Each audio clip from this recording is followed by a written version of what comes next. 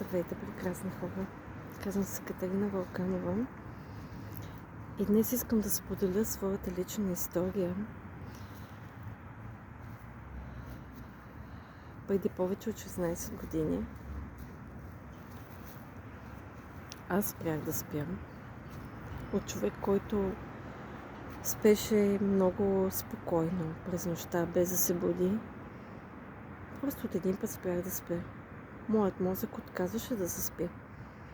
И това беше за мен толкова изненадващо в началото, последствие толкова мъчително. И естествено започнах да търся началото като един неосъзнат човек. Тръгнах по лекари, различни специалисти, врачки. Въобще пробвах навсякъде, където научих, че може някой да ми помогне. И както обичам да казвам, дори на край света да отидем, носим единствено и само в себе си. И в един момент аз осъзнах, че няма как някой отвън да промени и да вземе това, което е вътре в мен. Тоест аз се опитвах да работя върху следствието, а не върху причината. Защото безсънието беше точно това следствие. И в този момент, в който аз осъзнах, че причината е дълбоко в мен, тогава взех решение да се свържа, да търся хора, с които биха могли да ми помогнат да се свържа с себе си. Да се свържа със своето подсъзнание и несъзнавано. Защото каквото и да си говорим, човек не може да види ушите си без огледало. Тоест необходимо е друг човек, ментор, учител, който вече е минал през подобно нещо или просто има по-голяма опитност и който би могъл да го поведе по този път. И ето сега, днес, аз съм щастлива да кажа, че от няколко месеца аз вече спя. Спокойно, пълноценно.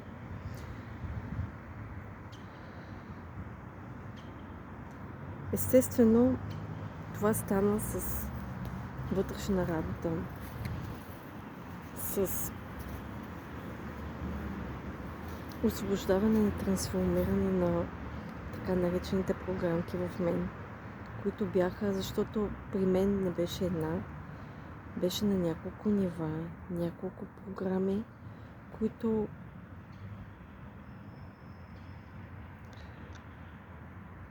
да ме държаха в това състояние. И в момента, в който аз започвам да работя една по една, да ги освобождавам и трансформирам, аз освободих коренчето, причините и съответно безсънието, така нареченото следствие, то просто отпадна. Няма го. Естествено, тук е място да благодаря на своите ментори, без които това нямаше как да е възможно. И благодаря и на себе си, защото личната воля на човек е основното. Тоест, ако човек не желае, не направи първата стъпка, не търси, то няма как да промени нещо. И аз съм много щастлива, че това мое желание ме отведе и в обучението Квантов метод за управление на реалността, където аз буквално трансформирах живота си И самата аз вече съм квантов практик. Самата аз мога да помагам на други хора. Тук е място да кажа, че в началото, когато се записах, единственото ми желание беше да помогна на себе си.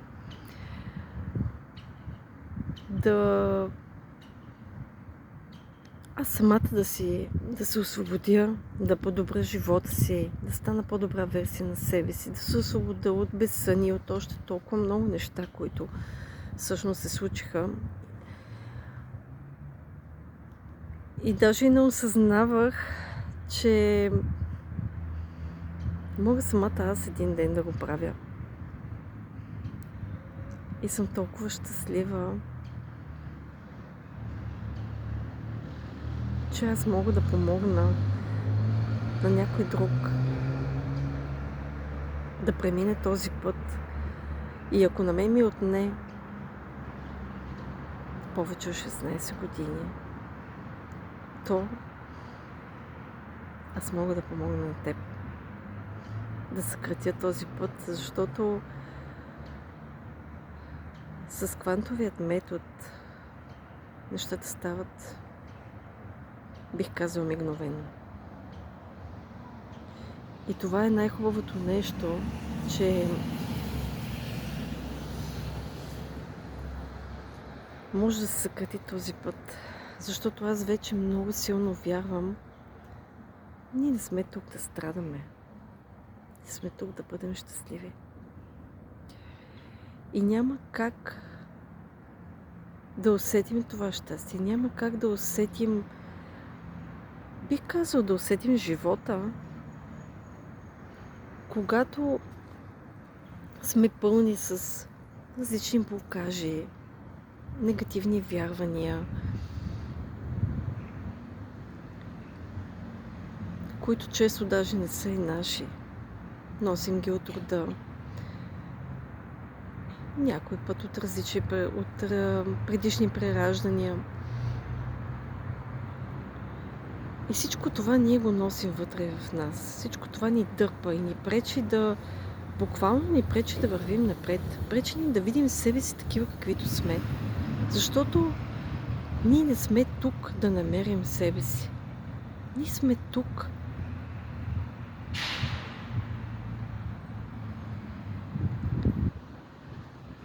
за да можем пак да се видим. Можем пак да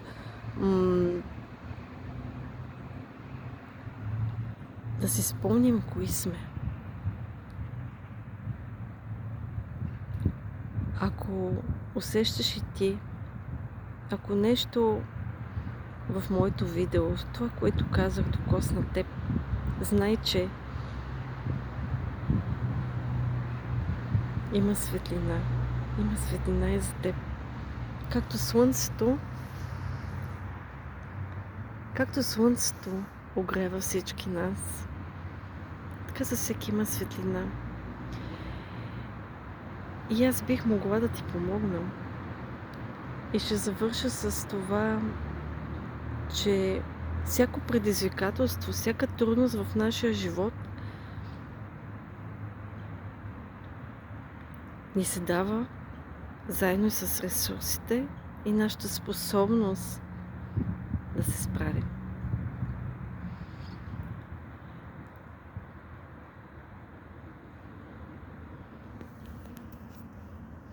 Прекрасен ден!